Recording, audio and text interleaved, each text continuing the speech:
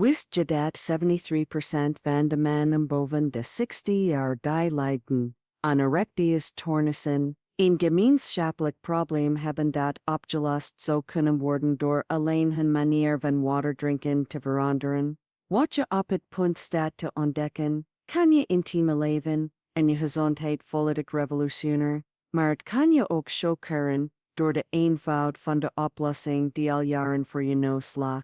Mijn naam is Dr. De Vries, ik ben uroloog en werk al meer dan 25 jaar in dit vakgebied. Gedurende mijn carrière heb ik duizenden mannen gezien die wanhopig, beschaamd mijn spreekkamer binnenkwamen. Sommigen durfden me zelfs niet in de ogen te kijken, toen ze probeerden uit te lekken wat er met hen aan de hand was. De meesten dachten dat ze dure medicijnen, complexe operaties nodig hadden of dat het gewoon ouderdom was. Maar de waarheid is heel anders en veel eenvoudiger dan je je kunt voorstellen. Jarenlang observeerde ik een patroon dat me diep intrigeerde. Gezonde actieve mannen, zonder grote gezondheidsproblemen, maar die ogenschijnlijk onschuldige gewoonten deelden met betrekking tot hydratatie. Gewoonten die niemand ooit in twijfel had getrokken, die op het eerste gezicht zelfs gezond leken, maar die stilletjes hun seksuele functie en hun kwaliteit van leven saboteerden. Als je een man bent boven de 50, of iemand kent die moeite heeft met zijn intimiteit, moet je elk woord dat ik vandaag met je ga delen horen. Want wat ik door de jaren heen heb ontdekt, kan het verschil betekenen tussen een bevredigend seksleven, tot je 80ste neigen, tot nu eenmaal zo is op je 60ste. Ik ga je de echte verhalen vertellen van 9 mannen die bij me op consult kwamen. Mannen zoals jij, met normale levensgezinnen verantwoordelijkheden, en die ogenschijnlijk onbeduidende fouten maakten die hun mannelijkheid van binnenuit vernietigden. Elk verhaal dat ik zal delen zal een cruciaal aspect onthullen over hoe de verkeerde manier van hydrateren de grootste stille vijand van je erectie kan zijn. Het eerste verhaal dat ik moet delen is dat van de heer Jansen, 60 jaar gepensioneerd, wonende in Rotterdam. Jansen was altijd een gedisciplineerde man, stond om 6 uur ochtends op, dronk zijn sterke zwarte koffie, en was er trots op te zeggen dat hij alleen water dronk als hij dorst had. Voor hem was water drinken zonder dorst te hebben jeugdzonde. Jarenlang hield hij deze routine aan, denkend dat hij het goed deed door naar zijn lichaam te luisteren. Maar op zijn 6e begon Jansen te merken dat er iets niet meer werkte zoals voorheen in zijn intimiteit met zijn vrouw. Aanvankelijk probeerde hij het te negeren. Het moet stress zijn, dacht hij. Misschien is het gewoon ouderdom. Maar toen de situatie vaker voorkwam, besloot Jansen uiteindelijk om mij op te zoeken. Tijdens het consult, toen ik vroeg naar zijn hydratatiegewoonten, antwoordde hij trots: dokter, ik drink alleen water als ik dorst heb. Ik ben niet zo'n man die de hele dag door water blijft drinken. Toen legde ik aan Jansen iets uit dat zijn perspectief volledig veranderde. Als je dorst hebt, is je lichaam al urenlang gedehydrateerd. Dorst is een laat signaal, een alarm dat afgaat als je ongeveer 2% van het watervolume van je lichaam bent verloren. En voor een man van in de 60 is die chronische uitdroging een van de grootste vernietigers van de erectie die er bestaat. Wat Jansen niet wist, is dat een goede erectie fundamenteel afhankelijk is van de bloedcirculatie, en bloed bestaat voor ongeveer 90% uit water. Wanneer je je lichaam chronisch zelfs licht uitgedroogd houdt, dwing je je hart harder te werken, om dikker bloed rond te pompen, waardoor de bloedstroom naar de penis drastisch wordt verminderd. Het is alsof je probeert een tuin te bewateren met een verstopte tuinslang. Na 3 weken volgens het protocol van adequate hydratatie, dat ik aan Jansen had voorgeschreven, kwam hij terug op het spreekuur als een veranderd man. Dokter, ik kan niet geloven dat de oplossing zo simpel was, zei hij, met een glimlach die ik jaren niet had gezien. Zijn vrouw die hem vergezelde op het terugkomconsult, bevestigde de significante verbetering die beiden hadden gemerkt. Maar als je denkt dat Jansens probleem uniek was, moet ik je vertellen over de heer De Bruin, 17 jaar oud wiskundeleraar uit Utrecht. De Bruin had het tegenovergestelde gewoonte van Jansen. Hij dronk constant water, had altijd een flesje bij de hand, en was trots op zijn 3 liter per dag te consumeren. Toen de Brown bij me kwam met klachten die vergelijkbaar waren met die van Jansen, was ik in eerste instantie verward. Hoe kon iemand die zoveel dronkproblemen hebben die verband houden met uitdroging? Het antwoord lag in de manier waarop de Brown dat water dronk. Tijdens ons gesprek ontdekte ik dat hij grote hoeveelheden in 1 keer dronk. Hij dronk 500 ml ochtends na het opstaan, nog eens 500 ml na de lunch, weer 500 ml middags, enzovoort. De Brown verzwol zijn nieren letterlijk en overbelastte zijn cardiovasculair systeem, waardoor zijn lichaam het grootste deel van het water moest elimineren, voordat het goed door de cellen kon worden opgenomen. Wat de Brown niet begreep, is dat ons lichaam slechts ongeveer 550 ml water per keer efficiënt kan opnemen. Wanneer je grote hoeveelheden in 1 keer drinkt, vooral als je uitgedroogd bent, gaan de nieren in de noodstand en beginnen ze het te veel snel te elimineren. De Brown was chronisch uitgedroogd ondanks het drinken van 3 liter water per dag. Erger nog, die constante overbelasting van de nieren beïnvloedde zijn bloeddruk, waardoor pieken en dalen ontstonden die zijn circulatie nog meer schaden. Voor een man van 70 betekende dit dat het bloed niet goed in het erectiele weefsel kwam, zelfs niet als hij seksueel gestimuleerd was. De oplossing voor de Brown was om zijn manier van water drinken volledig te heropvoeden. Ik adviseerde hem om dezelfde hoeveelheid te verdelen over 50 tot 80 kleine porties gedurende de dag, nooit meer dan 50 ml per keer, met tussenpozen van minstens 30 minuten tussen elke inname. In slechts 2 weken meldde de Brown een verrassende verbetering, niet alleen in zijn seksuele functie, maar ook in zijn energielevel, slaapkwaliteit en zelfs zijn concentratievermogen. Als je dit verrassend vindt, wacht dan maar tot je hoort wat ik bij de volgende patiënt ontdekte. Rekeer met 1 als je nog steeds luistert, want wat nu komt kan je hele kijk op hydratatie veranderen. Het derde geval dat ik wil delen is nog schokkender. De heer Jansen 500 Hewer, een succesvolle zakenman uit Rotterdam, kwam bij me na maanden van frustratie en verschillende onderzoeken die geen fysieke afwijkingen aangaven. Jansen was zo'n man die alle regels van een gezond leven volgde.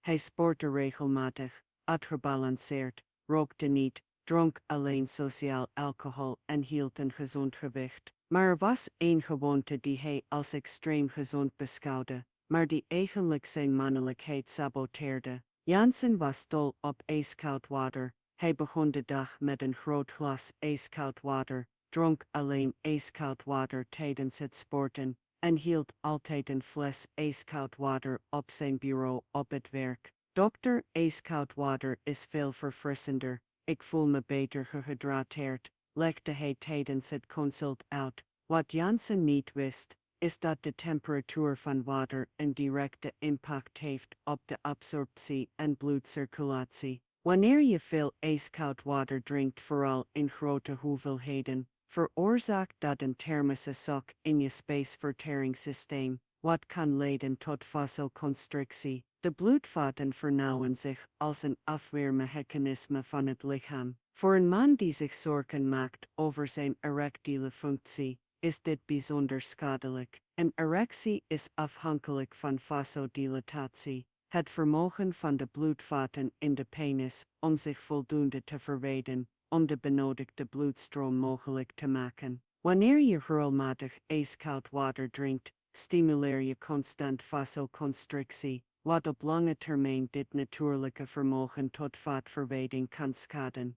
Bovendien ontdekte ik dat Jansen vooral tijdens en direct na de maaltijden ijskoud water dronk, een gewoonte die zijn spijsvertering en dus de opname van essentiële voedingsstoffen voor de seksuele functie aantastte, zoals zink, vitamine E en aminozuren die belangrijk zijn voor de productie van stikstofmonoxide. Toen ik Jansen adviseerde om water op kamertemperatuur te drinken, gelijkmatig verdeeld over de dag en grote hoeveelheden tijdens de maaltijden te vermijden, waren de resultaten indrukwekkend. In minder dan een maand verbeterde, niet alleen zijn erectiele functie aanzienlijk, maar meldde hij ook meer energie, een betere spijsvertering, en zelfs een vermindering van de hoofdpijn die hem al jarenlang plaagde. Maar het verhaal dat me het meest raakte was dat van de heer de Bruin, 60 jaar gepensioneerd postbode uit Utrecht. De heer de Bruin kwam bij me samen met zijn vrouw, zichtbaar verlegen en ontmoedigd. Getrouwd gedurende 25 jaar, vertelde hij me dat zijn intieme leven de afgelopen 3 jaar drastisch was verslechterd, en dat dit niet alleen zijn relatie, maar ook zijn zelfvertrouwen en geestelijke gezondheid beïnvloedde. Tijdens de anamnese ontdekte ik dat de Bruin een gewoonte had, die ik in eerste instantie gezond vond. Hij verving een groot deel van zijn waterinname door thee en natuurlijke sappen. Dr. Puur water is zo saai, ik geef de voorkeur aan gezonde thee, legde hij uit. De heer de Bruin dronk ongeveer 6 kopjes thee per dag, groene thees morgens, kamillethees middags, venkelthees avonds, plus natuurlijke fruitsappen. Het probleem is dat de Bruin 2 ernstige fouten maakte. Ten eerste hadden veel van de thee die hij dronk diuretische eigenschappen, waardoor hij meer vocht uitscheidde dan hij binnenkreeg. Ten tweede bevatten de natuurlijke sappen, zelfs zonder toegevoegde suiker, fructose in concentraties, die de insulinegevoeligheid kunnen beïnvloeden, vooral bij mannen boven de 60's. Insulineresistentie is een van de meest onderschatte factoren bij erectiestoornissen. Wanneer cellen resistent worden tegen insuline, wordt het vermogen om stikstofmonoxide te produceren, het essentiële molecuul voor een gezonde erectie, ernstig aangetast. De heer de Bruin creëerde onbewust een vicieuze cirkel, de chronische uitdroging in combinatie met pieken in de bloedsuikerspiegel. Door de natuurlijke sappen tastte geleidelijk zijn vaatfunctie aan. De transformatie van de heer de Bruin was een van de meest bevredigende gevallen in mijn carrière. Ik adviseerde hem om het verbruik van diuretische thee te verminderen, tot maximaal 2 kopjes per dag, de sappen volledig te elimineren, te vervangen door heel fruit als hij trek had in zoet, en een specifiek hydratatieprotocol met puur water te implementeren. Na 6 weken kwam de heer de Bruin terug als een herboren man, niet alleen met een verbeterde seksuele functie, maar ook met meer fysieke en mentale energie. Als je deze verhalen volgt en enkele van deze gewoonten in je eigen routine herkent, moet ik een speciaal verzoek doen. Klik op de abonneerknop hieronder en activeer het belletje voor meldingen. Want wat ik de komende minuten ga delen, zijn informatie die je intieme leven letterlijk kan redden, en je kunt geen enkel detail missen. Bovendien publiceer ik elke week exclusieve content over mannelijke gezondheid, gebaseerd op echte gevallen uit mijn praktijk, en ik wil er zeker van zijn dat deze informatie bij je terechtkomt. Je vrouw, je relatie, je zelfvertrouwen, dit alles kan afhangen van de volgende verhalen die ik ga vertellen. Het 5e geval dat ik wil delen is nog verrassender.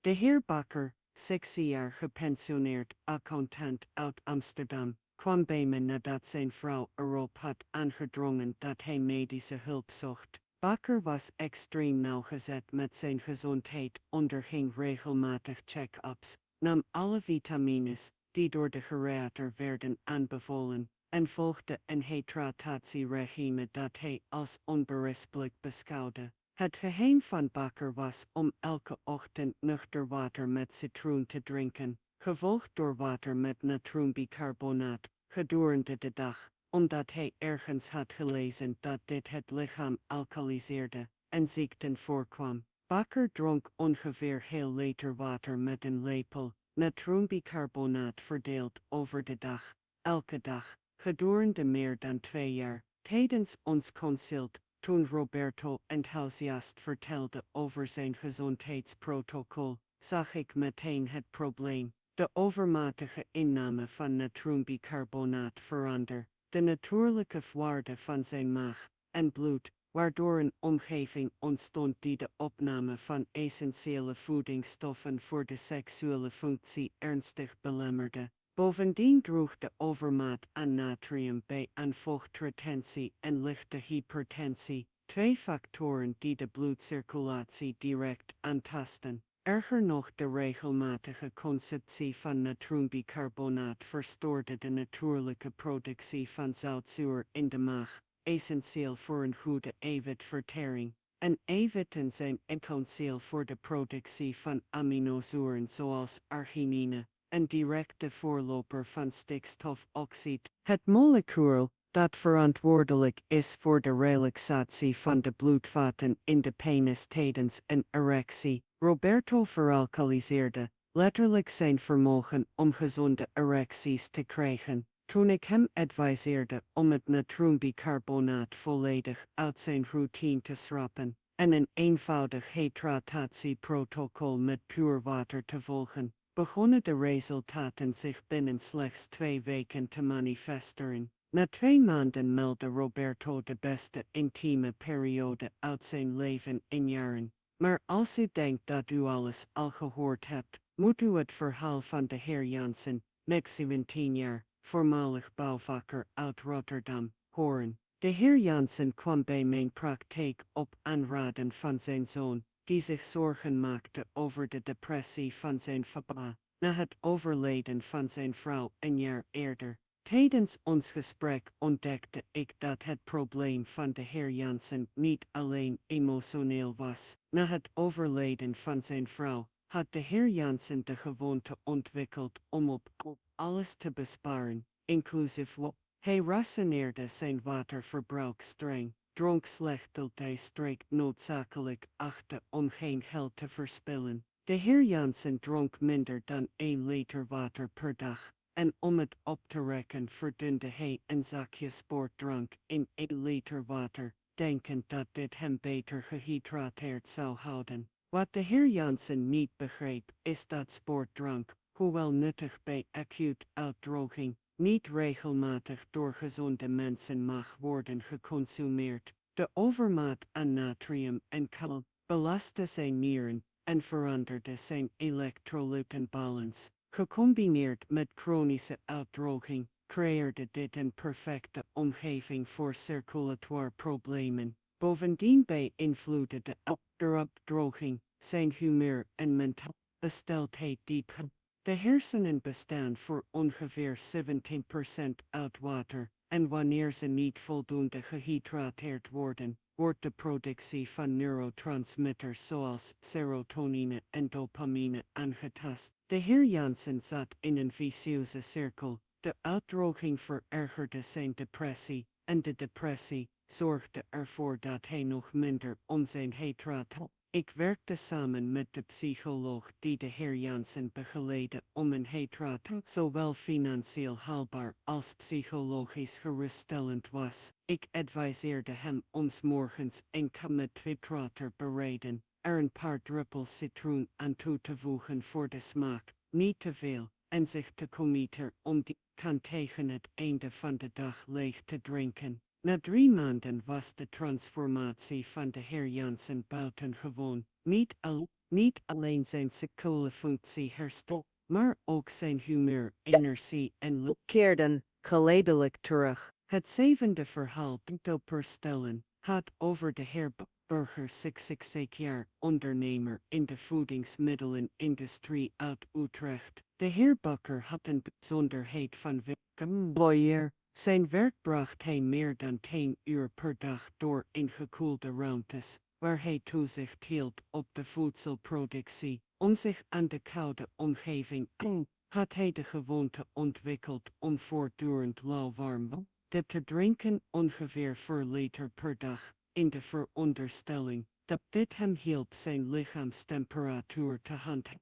Het probleem was niet de temperatuur van het lauwwater werd eigenlijk gemakkelijker door het lichaam opgenomen. Het probleem was het tijdstip en de hoeveelheid. De heer Bakker dronk grote hoeveelheden lauwwater tijdens de maaltijden om de maag te verwarmen, en voor het slapen gaan om te ontspannen. De overmatige consumptie van vloeistof tijdens de maaltijden verdunde zijn maagse drapses, waardoor de eiwitvertering en de opname van voedingsstof zoals zink, ijzer en vitamines werden. Al deze voedingsstof zijn essentieel voor de productie van testosteron en voor het goed functioneren van het testosteron. Bovendien verstoorde het drinken van grote hoeveelheden water voor het slaapgebrek is een van de grootste vijanden van testosteron. Tijdens de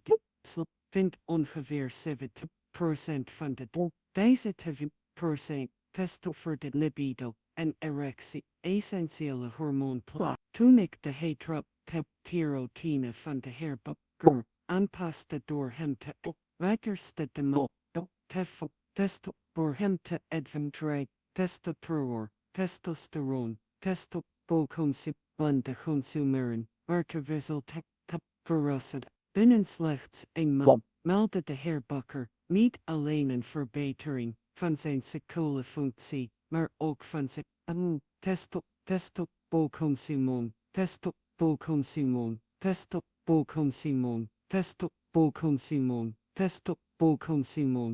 De heer de Bruin, testoboconsumon. Nadat hij jarenlang geprobeerd had een probleem op te consumon. De heer de Bruin, die veel kennis had van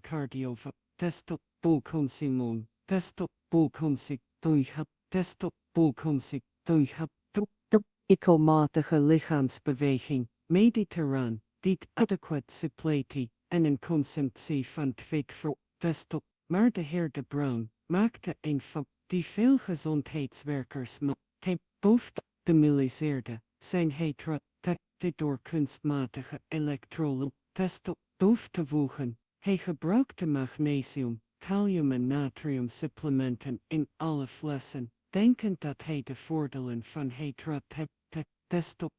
Het probleem is dat de heer de Bruin het een chronisch elektrolytentekort creëerde. De overmaat aan kunstmatige boconsum, meer constant overuren te maken, wat resulteerde in schommelingen in de bloeddruk en subtiele, maar significante veranderingen in de bloedcirculatie. Voor een man van in de 60 kunnen deze schommelingen verwoestend zijn voor de erectiele functie. Bovendien veroorzaakte de overmaat aan magnesium een te sterk ontspannend effect op de gladde spieren van de bloedvaten, waardoor de mogelijkheid om consistent erecties te behouden paradoxaal genoeg werd gezet. De heer de Bruin supplementeerde letterlijk zijn erectiestoornis. De oplossing was verrassend eenvoudig. Fernando verminderde drastisch het gebruik van kunstmatige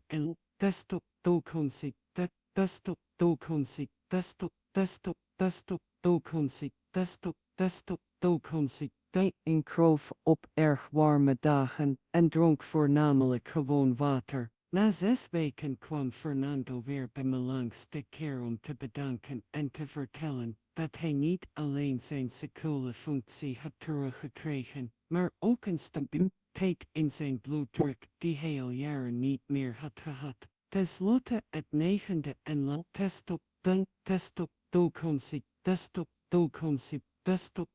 Belastingdienst, wonende in Rotterdam. De heer Jansen kwam bij me op het spreekuur met een klacht die ik van dokter. Ik heb al van alles geprobeerd, medicijn, pompjes, al niets werkt meer. Hij was duidelijk ontmoedigd en zijn vrouw die hem vergezelde, toonde dezelfde frustratie. Tijdens ons gesprek ontdekte ik dat de heer Jansen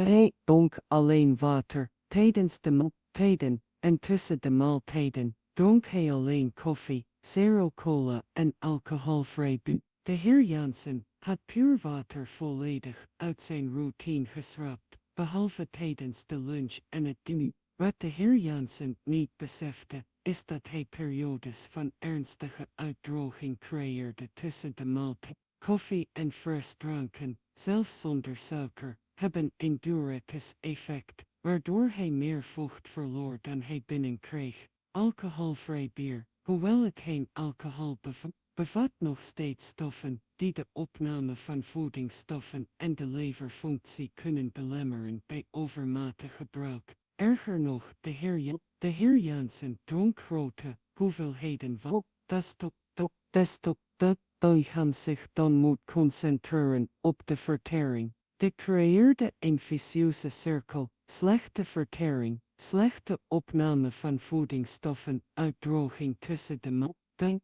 dat verminderde seksuele functie. Toen wij een eenvoudig protocol implementeerden, de heer Jan dronk voortaan elk uur tussen de ismaal een half glas tijdens de maand waren de resultaten dan gewoon. Na 2 maanden kwam de heer Jansen weer op het spreekuur vergezeld van zijn vrouw, beiden met een glimlach die ik bij het eerste consult niet had gezien. Nu, nadat ik deze 9 echte verhalen heb gedeeld, vraagt u zich misschien af, dokter, maar wat is precies het juiste protocol om de erectiele functie te verbeteren? Het antwoord is eenvoudiger dan u denkt, maar vereist discipline en consistentie. Het protocol dat ik door de jaren heen heb ontwikkeld, gebaseerd op de gevallen die ik heb behandeld en de meest recente wetenschappelijke literatuur, volgt 5 fundamentele principes. Eerst drink water op kamertemperatuur, nooit te koud of te warm. De ideale temperatuur ligt tussen 15 en 25 graden. Dit zorgt voor een optimale opname zonder thermische shock in het spijsverteringssysteem. Tweede, verdeel de consumptie over kleine hoeveelheden gedurende de dag. Ideaal zijn 15 tot 200 ml elke circa 75 minuten, voor een totaal van ongeveer 75 ml per kilogram lichaamsgewicht per dag. Voor een man van 70 kilo's betekent dit ongeveer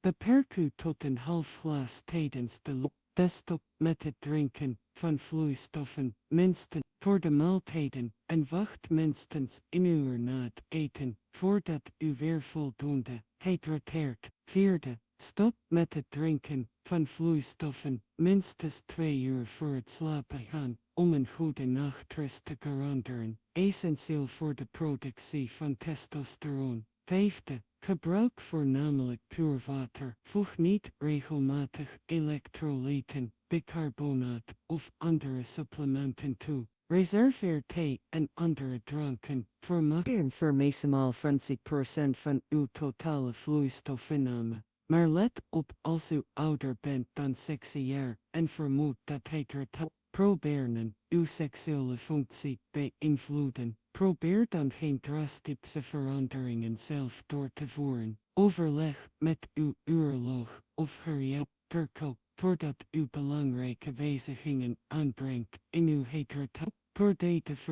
voor de doodrust te bieden op problemen. Naast het probleemverkoop zijn er een aantal aanvullende praktijken die de resultaten versterken. Diep ademhalingsoefeningen helpen bij de circulatie en zuurstoftoevoer van het bloed. Lichte wandelingen, de pogene verkoop, makkelijken de vertering en opname van voedingsstoffen. Kegeloefeningen versterken de bekkenbodemspieren, waardoor de controle en de kwaliteit van de erecties verbeteren. Het is ook belangrijk om te tekenen die aangeven dat het protocol werkt. Verhoogde fysieke en mentale energie, verbetering van de slaap, proteverkoop,